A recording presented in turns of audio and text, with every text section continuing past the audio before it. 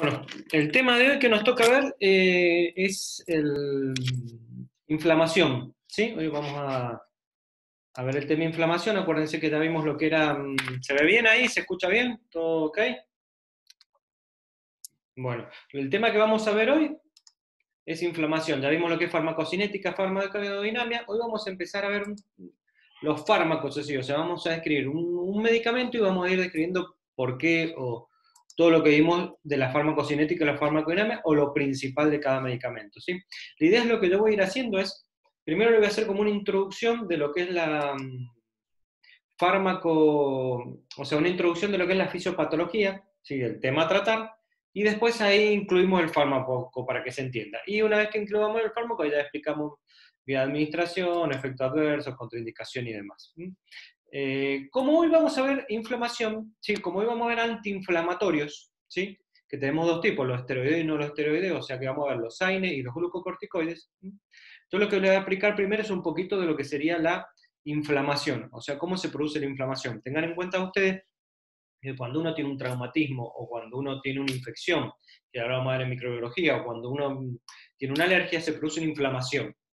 La inflamación es un producto en donde lo que hace es producir unas determinadas situaciones, y edema, aumento de permeabilidad, formar células del sitio, para frenar el daño que se está produciendo en la injuria.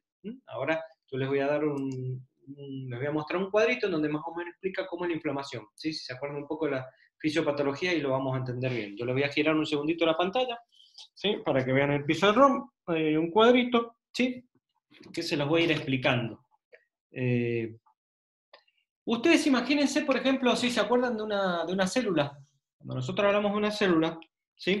¿La célula qué tiene? La célula tiene lo que se llaman los fosfolípidos de membrana en la superficie, la bicapa fosfolipídica, si se acuerdan, ¿sí? De fisiopatología o de biología molecular. Por lo tanto, ¿sí? Cuando se produce una injuria, un tejido va a producir una injuria, un daño a nivel celular, ya sea un traumatismo o lo que sea. ¿Y eso qué va a desencadenar? Va a desencadenar que esos fosfolípidos de membrana, ¿sí? A través de una enzima, que es la fosfolipasa 2, forma un producto que se llama el ácido araquidónico, ¿sí? Este ácido, que hay una chica que se quiere omitir, este ácido araquidónico, lo que va a hacer a través de otras enzimas, principalmente acá la ciclooxigenasa, va a formar unos productos, que son los productos de la inflamación, que también lo vamos a ver en los apuntes como mediadores de la inflamación.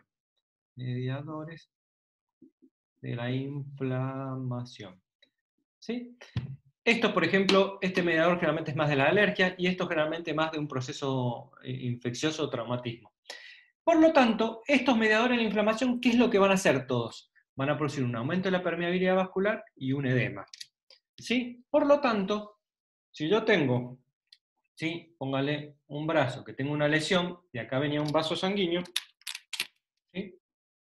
Y yo me golpeo, ¿sí? O tengo una lesión, ¿qué pasa? Ese vaso sanguíneo va a aumentar su permeabilidad, ¿sí? Al aumentar su permeabilidad por estos productos que se generaron, ¿qué va a hacer? Que pasen células y pase líquido, y se forma un edema. Por eso cuando uno se golpea, ¿qué se le genera? Como un chichón, una zona, ¿sí? Y esa zona va a tener una inflamación, que es por el edema, ¿sí? Va a haber dolor, obviamente, por la lesión o el traumatismo, y va a estar roja la zona. Vieron que se inflama y se pone rojo. ¿Por qué? Por el aumento o la vasodilatación que se produce a nivel vascular. Eso después lo vamos a ver bien. Pero lo que necesito ahora que sepan es que en un proceso inflamatorio, sea de la causa que sea, lo que se va a producir para que se produzca esa inflamación, ¿sí? Es un aumento de la permeabilidad del vaso donde está la inflamación y aumento líquido del edema. ¿Cómo se produce esto? Por unos mediadores de inflamación, que son los que tenemos acá. ¿Cómo se producen estos mediadores de inflamación?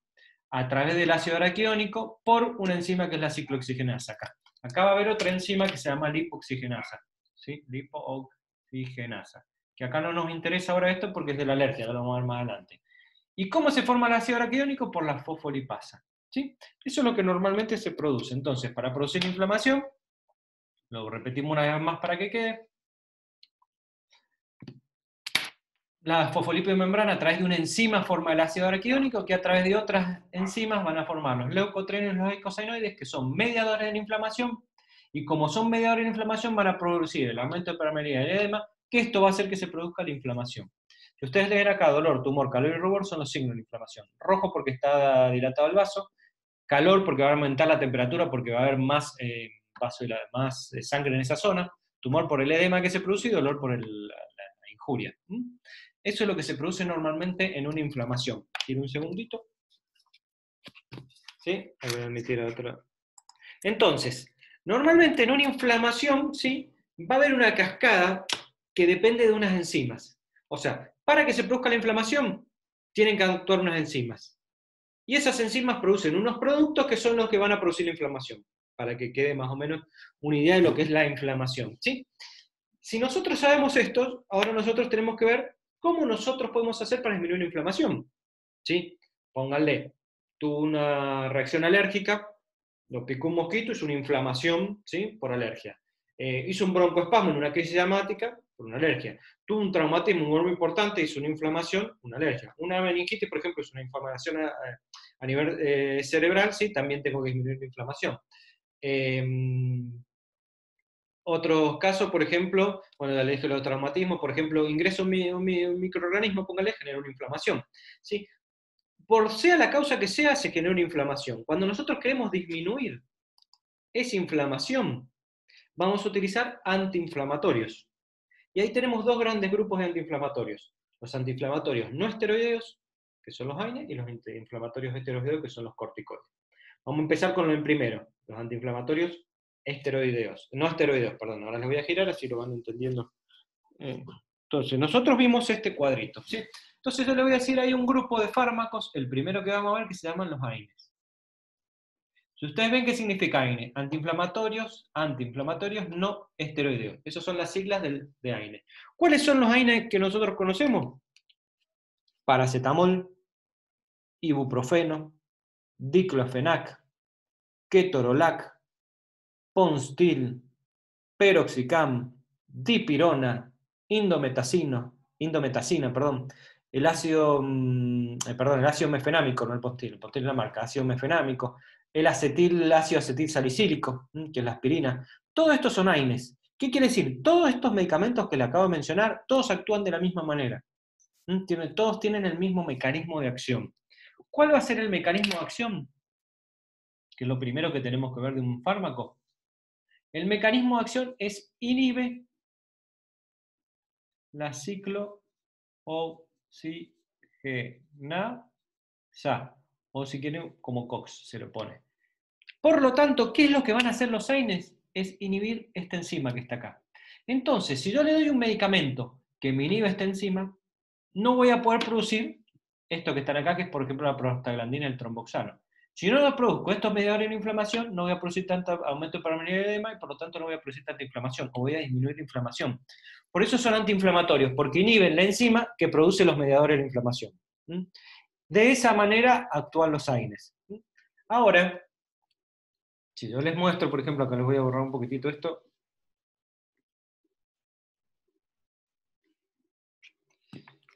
Y yo les digo, dentro de los AINES, ¿sí?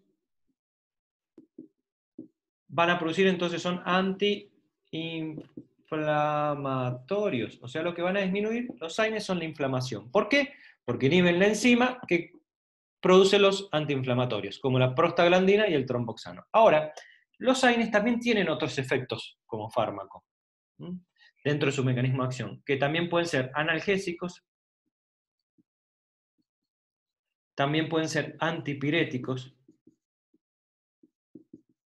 y antiagregantes. ¿Qué quiere decir esto? Que van a disminuir la inflamación. También disminuyen el dolor, también disminuyen la fiebre y son como antiagregantes. Si ustedes piensan, un ibuprofeno, yo lo puedo tomar cuando tengo una inflamación, cuando quiero disminuir el dolor o cuando tengo fiebre. O sea, cumplen estas cuatro funciones todos los AINE con los que le acabo de mencionar. ¿Por qué cumplen estas cuatro funciones y no solo las antiinflamatorias? Si yo les dije que inhibían esta enzima. Bueno, ¿por qué? Si a mí me disminuye esta enzima, me disminuyen estos mediadores de inflamación. Ahora, la prostaglandina, ¿en qué va a participar? En producir la inflamación. También la prostaglandina lo que hace es aumentar la conducción nerviosa del dolor. O sea, cuando yo tengo un traumatismo, un dolor, ese dolor en donde se me produce, viaja una neurona al cerebro y vuelve otra diciéndome que tengo dolor. Ya vamos a la clase que viene con dolor. esa transmisión aumenta con la prostaglandina. Por lo tanto, si yo le doy algo que no me deje formar prostaglandina, va a disminuir la señal y por lo tanto va a disminuir el dolor. Por eso son analgésicos. Porque disminuyen el dolor, disminuyendo la transmisión, y porque disminuyen el edema. Imagínense, si tienen edema en una zona, disminuye el edema y también disminuye secundariamente el dolor. Entonces disminuyen a nivel local y a nivel de la transmisión. Eso por un lado. ¿Por qué son antipiréticos? O sea, ¿por qué un AINE yo lo puedo dar para bajar la temperatura? La prostaglandina, que ahora vamos a ver en micro, participa, ¿sí? Hay unas células que son los macrófagos, ¿sí? Los linfocitos que participan en la respuesta inmune. Estos mandan una señal a través de la prostaglandina para que se activen una sustancia en sangre, estas viajen al hipotálamo y activen el centro termorregulador. Y eso va a hacer que aumente la temperatura. Por lo tanto, la prostaglandina participa para el aumento de temperatura, ¿sí? Y hace que se produzca la fiebre como mecanismo de defensa. Si yo le doy algo que me inhiba la prostaglandina, lo que estoy haciendo es que me baje la temperatura. Por eso también son antipiréticos o antifebriles. Y después tienen un efecto antiagregante. Este efecto antiagregante ya va a depender del tromboxano. ¿Por qué? Cuando nosotros veamos después trombosis, van a ver que cuando uno se lesiona en un vaso, hay lo que se llama agregación plaquetaria, no sé si se acuerdan, ¿sí? Lo han visto. Se agregan plaquetas. El tromboxano participa para que se agreguen esas plaquetas. Si yo le doy algo que inhiba el tromboxano, no voy a permitir que se agreguen plaquetas. Por lo tanto, voy a disminuir la coagulación. ¿En qué casos es bueno? Por ejemplo, las pacientes que tienen problemas cardíacos o tienen riesgo a generar agregación plaquetaria e infarto, si yo le doy un antiagregante, como por ejemplo la aspirineta, voy a hacer que esa persona no forme adhesión plaquetaria y pueda generar un trombo y generar un infarto. Esto también lo vamos a ver más adelante. Pero, ¿qué es lo que quiero que sepan? Que por ahora que funciona como antiagregante, para no permitir que se agreguen plaquetas a un vaso. Entonces, para la inflamación, para el dolor, para la fiebre y como antiagregantes. Se lo voy a girar un segundito y después volver. Por lo tanto, vamos de vuelta con los AINE. AINE son todos los que les repetí, ¿sí? ¿Qué es lo que hacen? Inhiben la ciclooxigenasa. No se forman mediadores de inflamación como la prostaglandina y el tromboxano. Por eso son antiinflamatorios. ¿Qué también hace la prostaglandina y el tromboxano? Participan para la fiebre, para el dolor y como antiagregante. Por eso también cumplen esas funciones. Dentro de los AINE hay varias subenzimas dentro de la ciclooxigenasa. No hace falta que las aprendamos. Lo que sí tenemos que saber es que por ese mecanismo, lo que está viendo si había algo que me preguntaban. Por eso que les acabo de decir es que hay diferentes AINE que tienen más efecto que el otro. ¿Qué quiere decir? Algunos son más para el dolor, otros más para la fiebre, o sea, algunos son más antiinflamatorios, otros más antipiréticos. Pero todos cumplen la función. Por ejemplo, si yo le digo que tengo fiebre, ¿qué voy a tomar? Un ibuprofeno. Bien. Si yo tengo mucha fiebre, generalmente, ¿qué se da para bajar más la temperatura? La dipirona. Es más antipirético, más antifebril. La dipirona es la novalgina. El nombre comercial es la novalgina, por ejemplo. Si yo tengo, póngale, dolor, ¿qué tomo? Un ibuprofeno. Si yo tengo más dolor, ¿qué puedo tomar? Un diclofenac. Y más dolor, el ketorolac. Si yo tengo una inflamación, generalmente puedo tomar un paracetamol. Y si no, un diclofenac. Y si yo como antiagregante, generalmente se utiliza el ibuprofeno, sino la aspirina es el más antiagregante de todos. Todos cumplen las 4 funciones, pero cada uno cumple una función más. El que se utiliza, el que tiene más propiedades de todos, el que es más antiinflamatorio, más analgésico, más antipirético, más antiagregante de todos, es la aspirina. Cumple las 4 funciones mayor. Pero ¿qué pasa? Antes la aspirina se utilizaba para todo, y ahí empezó a haber un efecto por la inhibición de la prostaglandina, que ahora vamos a ver un efecto adverso, ¿sí? Pero por eso se dejó de utilizar un poco, pero es el mejor de todos, si lo ven. Pero por ahí tiene el efecto adverso más principal de todos. Entonces yo les dije, mecanismo de acción, ¿sí? Vía de administración. ¿Qué vía de administración tienen los analgésicos, los AINE? Todas. Oral, o sea, entérica, parenteral y tópica. Depende del medicamento, pueden tener todas. Acuérdense que uno puede medir una a otra, o sea, cumplen con todas las vías de administración. Efectos adversos. ¿Qué efectos adversos tienen? Hay un efecto adverso que es muy importante, ¿sí? Que es, en el estómago nuestro, ¿sí? Nosotros producimos ácido clorhídrico. Ese ácido clorhídrico digiere los alimentos. Para que ese ácido clorhídrico no dañe al propio estómago, se genera lo que se llama una capa de moco alrededor del estómago, para protección de su propia mucosa. Esa capa de moco es producida por la prostaglandina. O sea, la prostaglandina estimula esa producción de capa de moco. ¿Sí? Ahora, ¿qué pasa? Si nosotros tomamos un AINE en forma crónica, principalmente la aspirina, ¿sí? Que era lo que pasaba antes, ¿qué pasa? No vamos a poder formar esa capa de moco, porque no vamos a tener la prostaglandina. Entonces, ¿qué pasaba? La gente que tomaba la aspirina, con el tiempo que hacía gastritis. ¿Por qué? Porque ese ácido clorhídrico dañaba la mucosa y generó una gastritis. ¿Sí? ¿Y qué pasaba después? Si eso progresaba y lo seguían tomando, podían llegar a ser una úlcera. ¿Sí? Y eso sangraba. Y encima, ¿qué pasaba? Otro efecto que tiene la aspirina o los AINE es que es anticoagulante, o sea, no demora la cicatrización. Entonces, ¿qué pasa? La persona hacía una úlcera y no frenaba de sangrar, entonces tenían una hemorragia digestiva importantes. Por eso se dejó utilizar en forma crónica la aspirina. Antes se utilizaba para todo. No es que no se puede utilizar para nada, se puede utilizar como se debe. Lo mismo para los otros AINE. Ningún medicamento, para que lo sepan, en forma crónica es bueno, porque es una droga. ¿Sí? Hay que tener cuidado. Ese fue un tipo de efecto adverso. Después otro tipo de efectos adversos que puede haber, por ejemplo, lo que hace es contraer el músculo liso. Entonces por ahí prostaglandina por ahí se utiliza a veces en las mujeres embarazadas para la contracción del útero, cuando se debe, o por ahí hay medicaciones que lo que hacen es tener prostaglandina, entonces se estimulan las contracciones del útero. Hay medicamentos por ahí abortivos que se utilizan para eso, tienen la prostaglandina, y a su vez, ¿sí? Como no sé, ya después lo vamos a ver cuando veamos digestivo, por ejemplo, el misoprostol. Y después, también, como contraen el músculo liso, y ahí está, por ejemplo, el útero de mujer, también están los bronquios de todos, hombre y mujer. Entonces, en un paciente que tiene una crisis asmática, que tiene contraído el bronquio, si le damos un AINE, le vamos a empeorar la situación. Ustedes imagínense, también vemos después asma, que usted tiene un tubo así. Si a esa persona se le contrae el músculo y se le achica el tubo, entonces pasa menos aire, que es lo que le pasa al asmático. Y a su vez el AINE le disminuye más, entonces pasa menos aire, o sea, complica una crisis asmática. Por eso no estaría indicado, por ejemplo, una crisis asmática. Eso sería una contraindicación, por ejemplo. Los efectos adversos principales, los gastrointestinales, náuseas, vómitos, alguna mala digestión, diarrea, un cólico, esos son los principales efectos adversos. También hay que tener cuidado, dentro de las complicaciones, ahora se lo doy, es la afección renal. Estos medicamentos, principalmente el diclofenac, pueden tener daño renal, porque se eliminan por riñón. Si yo lo tomo más de 5 o 7 días, pueden tener un daño a nivel renal. Por eso hay que tener cuidado con el riñón. ¿Sí? De no utilizarlo más de 5 o 7 días. Y después ya hay otro efecto, que es lo que se llama la pancitopenia. ¿Qué es la pancitopenia? Si ustedes se acuerdan de la serie de la médula tenemos glóbulos rojos, glóbulos blancos y plaquetas. Si a mí me disminuyen los glóbulos rojos, tengo una anemia.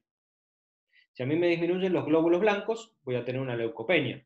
Si a mí me disminuyen las plaquetas, voy a tener una plaquetopenia. Si a mí me disminuyen glóbulos rojos, blancos y plaquetas, voy a tener una pancitopenia, que es la disminución de las tres series.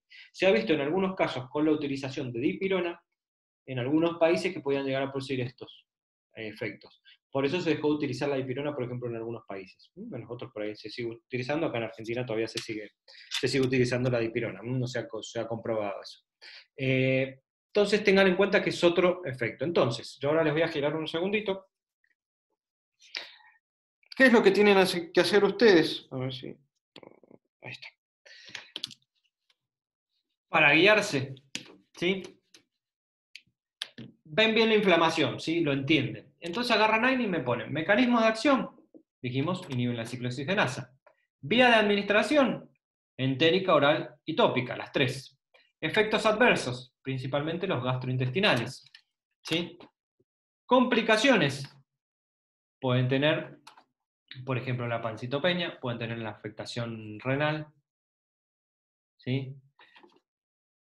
Contraindicaciones, en un fallo renal, por ejemplo, si yo me produce daño renal, no voy a utilizar un paciente que tenga un problema renal. Las crisis asmáticas. ¿Sí? O sea, ustedes pueden ver, si produce un fallo renal no se utiliza, si produce daño renal no se utiliza en un fallo renal. Si produce broncoconstricción, por ejemplo, que puede ser una complicación, no utilizar una crisis asmática. Y después lo otro que puede ser, acá dentro de contraindicación, la pancitopenia. Hay más, hay muchas más, pero esto por ahí son las principales. Entonces, ¿a qué me refiero con esto? Ustedes tienen que ir haciéndose un cuadrito, ¿sí? Mecanismo de acción, de administración, efecto adverso, o efecto adverso y complicaciones juntos y contraindicación, para tener una unidad de cada fármaco. Y en este caso, como estamos hablando de AINE, acuérdense de agregarle los efectos que produce, los 4 efectos que va a producir. Giro de vuelta. ¿Sí?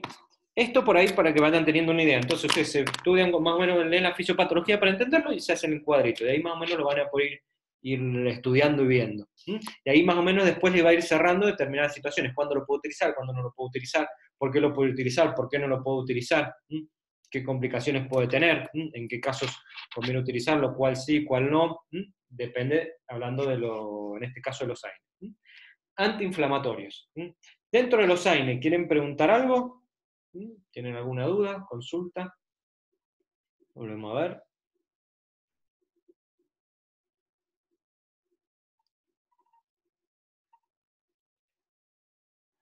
Me dicen que voy medio rápido.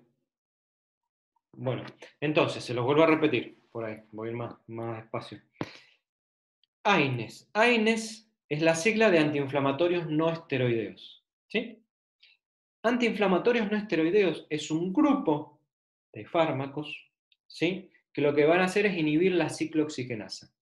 La ciclooxigenasa es una enzima que lo que va a hacer es producir los mediadores de la inflamación, o sea, las sustancias que producen la inflamación. Dentro de eso está la prostaglandina y el tromboxano. Por lo tanto, si yo inhibo la enzima, no dejo que se me produzca la inflamación, por eso es antiinflamatorio.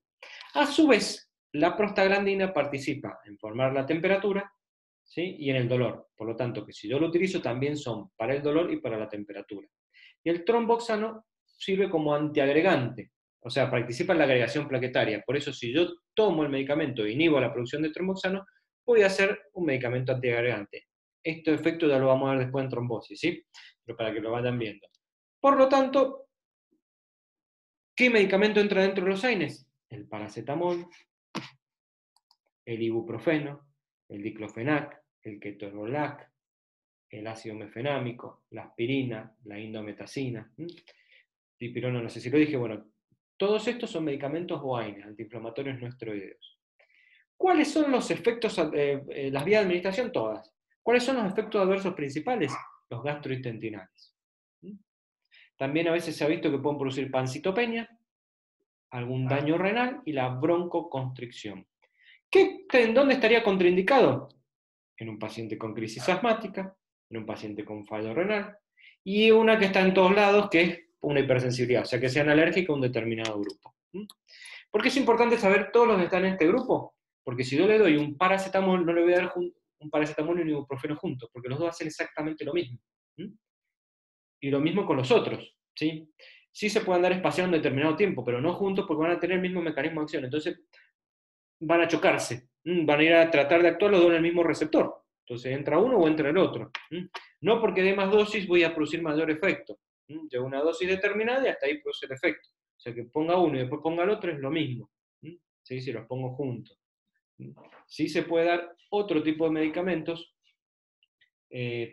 que pueden actuar en otro lugar. Si, por ejemplo, yo quiero actuar como antiinflamatorio, o puedo dar otro antiinflamatorio o otro analgésico, pero no los que están en el mismo grupo, pero que actúan exactamente igual.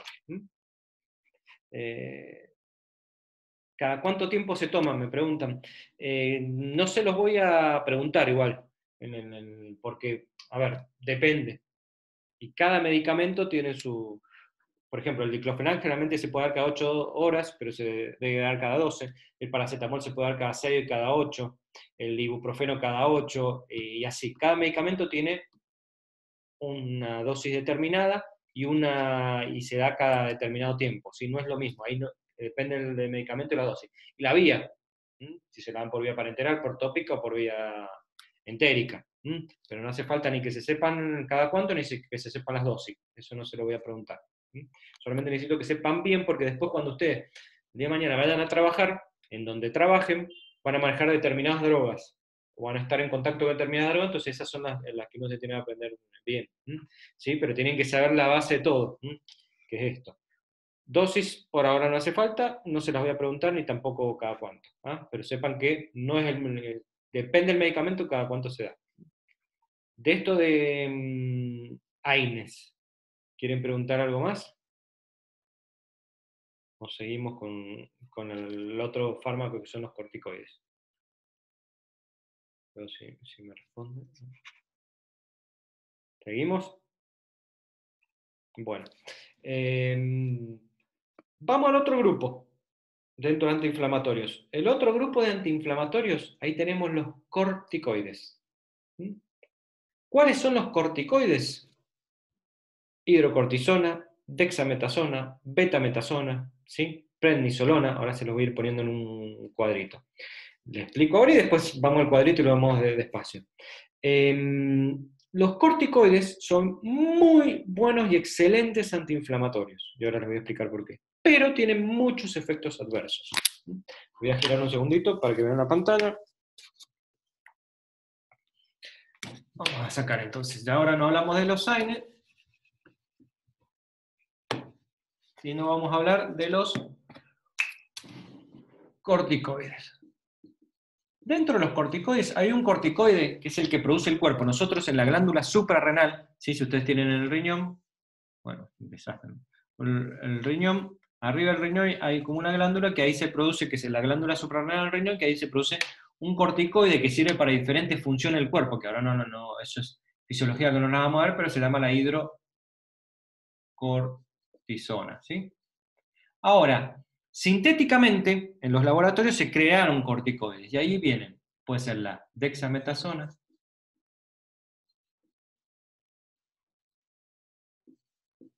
prednisolona, betametasona. Estos son los nombres de los corticoides, ¿sí?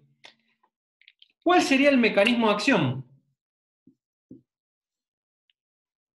Inhiben la fosfolipasa A2. Disminuyen los linfocitos y macrófagos y disminuyen los fibroblastos. Vamos a la primera, que es la importante. Inhiben la fosfolipasa 2. Me inhiben acá. Esta enzima que está acá es la que me inhiben. Por lo tanto, fíjense, me va a inhibir todo. ¿Sí? Y al inhibir todo, por eso es tan buen antiinflamatorio, no como los AINE que van a inhibir una parte. Esto me disminuye más arriba, o sea, directamente no dejan que se forme el ácido araquidónico, por lo tanto no se produce ningún mediador de la inflamación. Por eso son mucho mejores antiinflamatorios, y no solo actúan en las inflamaciones, por ejemplo, por traumatismo, sino también actúan en las que son por alergia. Por eso son tan excelentes antiinflamatorios. Pero tienen muchas contras. Cuando uno no lo utiliza, o lo utiliza más de 5 o 7 días, fíjense también qué hace, disminuye los linfocitos y macrófagos. Esto nosotros lo necesitamos para nuestras defensas.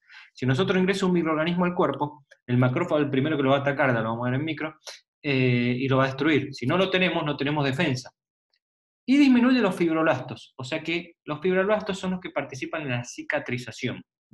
Por lo tanto, va a disminuir la cicatrización.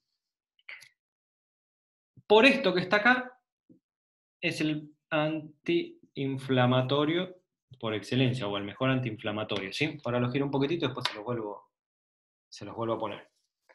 ¿Qué quiere decir? ¿Sí? Al inhibir arriba, me inhibe todos los productos de la inflamación, por eso es un excelente antiinflamatorio. Ahora, ¿qué pasa? Si nosotros lo utilizamos por mucho tiempo, por un lado, al disminuir, como le dije, los linfocitos, va a producir inmunocompromiso. Entonces, las personas que tienen tratamientos crónicos con glucocorticoides están inmunocomprometidas. ¿Sí? Entonces no pueden defenderse, no tienen defensas. ¿Sí? Primero. Segundo, va a producir lo que se llama un síndrome que se llama síndrome de Cushing. ¿Por qué se llama síndrome? Porque es un conjunto de signos de síntomas, un síndrome. ¿Sí? ¿Qué quiere decir? Dentro de este síndrome de Cushing que produce el glucocorticoide, si uno lo utiliza ya por varios meses, después de 2 o 3 meses de tratamiento continuo con glucocorticoide aparecen. ¿Y qué es? Diabetes, hipertensión. Después de los 3 meses puede aparecer osteoporosis, inmunocompromiso, dislipidemia.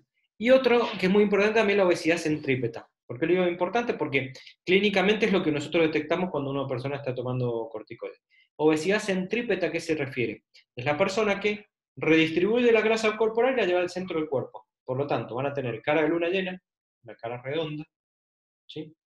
Van a ser panzones, pero van a tener las extremidades brazos y pies flaquitos. Esa sería la diferencia. Toda la grasa corporal al medio, por eso es obesidad del centro. Por eso se llama obesidad centrípeta. Y van a tener lo que es la jiba, la joroba, porque es acúmulo de grasa en la espalda. Entonces hacen como una joroba. Esas son características, después pueden irse si suspende el tratamiento, pero son características que va a tener el paciente. Diabetes, hipertensión, inmunocompromiso, osteoporosis son cosas importantes. Por eso uno tiene que poner una balanza siempre en riesgo-beneficio. ¿Qué quiere decir? Si es más riesgoso utilizarlo o no. En algunas situaciones, como por ejemplo artritis reumatoideas deformantes o incapacitantes, ¿qué quiere decir? Que si yo no utilizo el corticoide, el paciente está postrado en una cama y no tiene vida, y conviene utilizarlo, que tenga estos riesgos, pero, ¿sí? Pero no de la otra manera. Ahora, cuando no sucede esto, ¿cuándo no lo deberíamos utilizar? Entonces, ¿cuándo se utiliza el corticoide? En las urgencias. O sea que ustedes van a ver más la utilización de corticoides en una cirugía porque es cuando puede haber una urgencia. ¿Cuándo lo utilizarían en un quirófano? En una crisis alérgica, por ejemplo. Le colocaron, por ejemplo, un antibiótico, pónganle una cefalotina al paciente y hizo una alergia al medicamento. Le tienen que poner un corticoide para disminuir la inflamación. O hizo una crisis asmática el paciente, le tienen que poner un corticoide para disminuir la crisis asmática. En esas situaciones en donde lo van a ver, en las urgencias. ¿Sí? Que es cuando está indicado, porque es muy buen antiinflamatorio, entonces para casos puntuales se puede utilizar. Después 2 o 3 días lo puede utilizar y después se suspende. También cuando se utiliza, por ejemplo, cuando hay un traumatismo importante, se puede colocar una inyección que dura una semana y después pase, que es lo que es de depósito. ¿Sí? Hay medicamentos que el nombre del síndrome se llama Cushing, C-U-S-H-I-N-G, Cushing, C-U-S-H-I-N-G,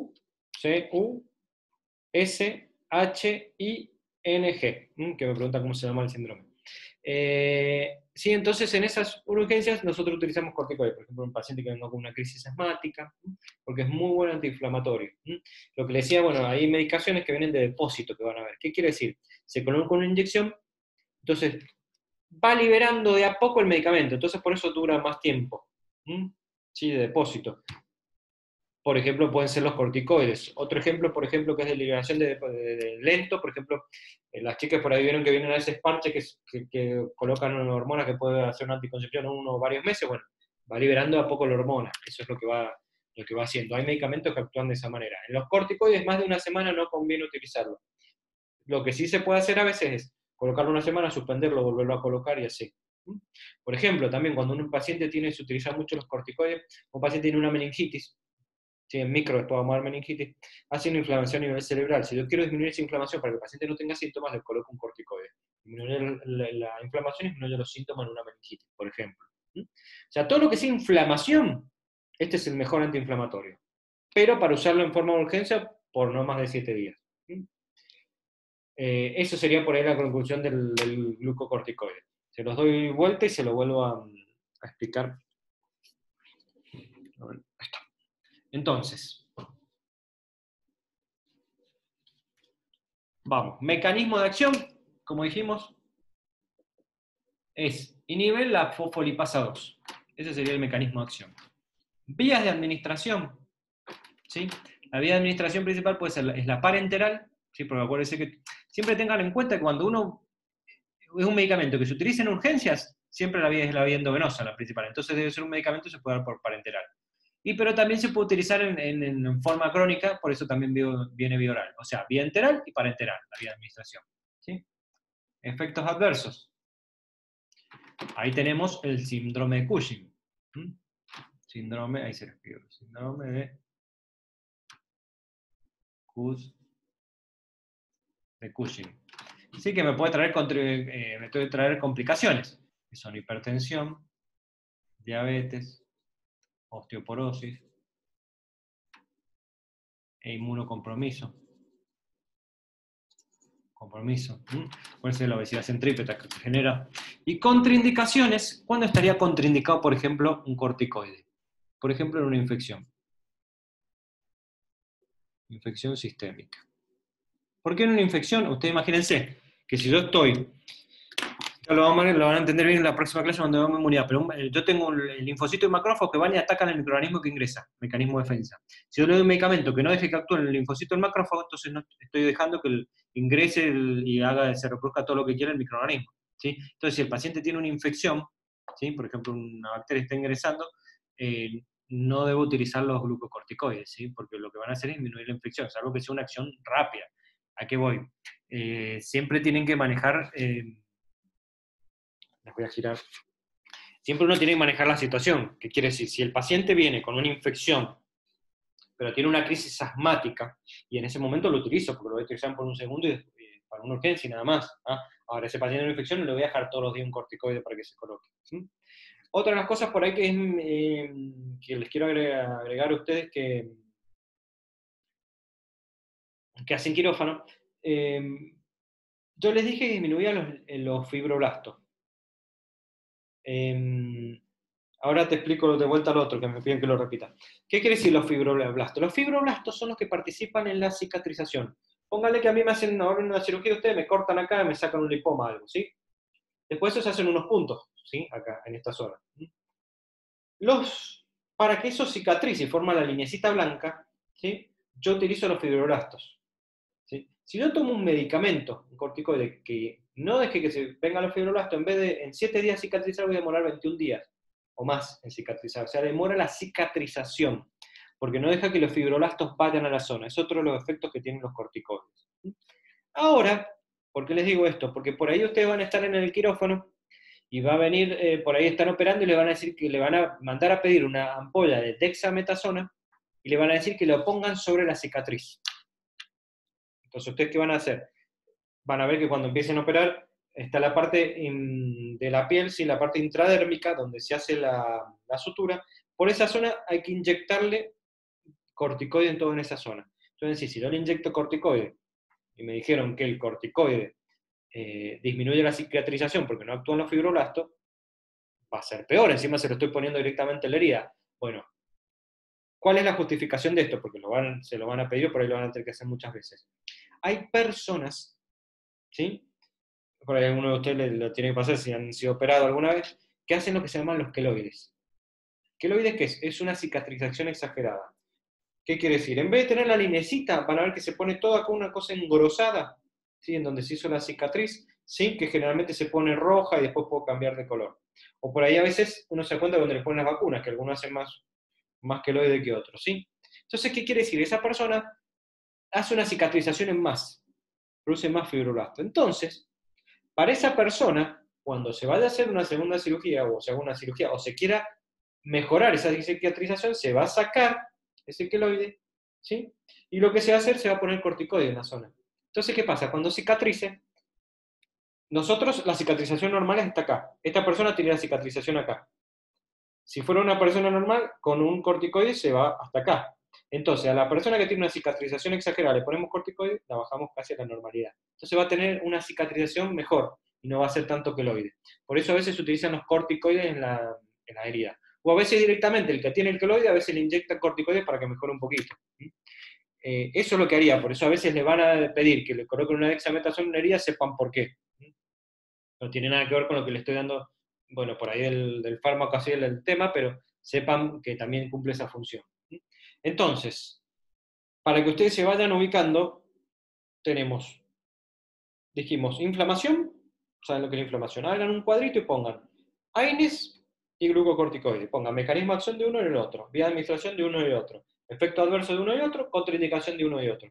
Y así más o menos se van a ir aprendiendo el tema. Yo la primera parte, la introducción que le hago para entender la inflamación, y por ahí cuando vayamos viendo los otros temas les voy a ir dando una pequeña introducción de fisiopatología, es para que después cuando vean cómo actúa el medicamento lo entiendan. Porque si uno sabe la fisiopatología, va a entender cómo actúa después el medicamento. Pues. Si yo les digo, sí, AINES inhibe la ciclooxigenasa, y ustedes se lo tienen que aprender así, se lo pueden aprender de memoria, lo que quieran, pero por ahí no van a entender. Ahora, si saben que la inflamación, la ciclooxigenasa es lo que produce van a entender. Y si entienden eso, van a saber en qué situaciones utilizarlo, cuándo no utilizarlo, por qué utilizarlo, cómo actúa, ¿sí?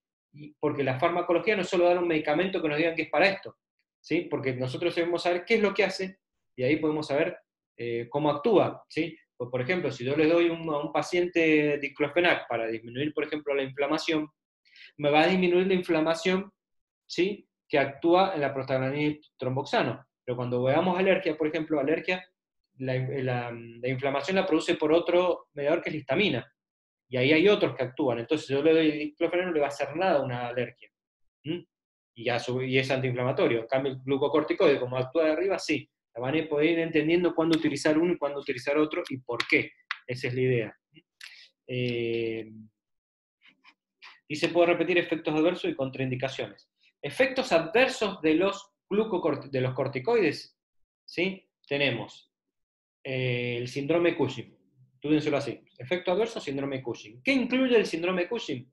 Obesidad centrípeta, diabetes, hipertensión, osteoporosis, inmunocompromiso.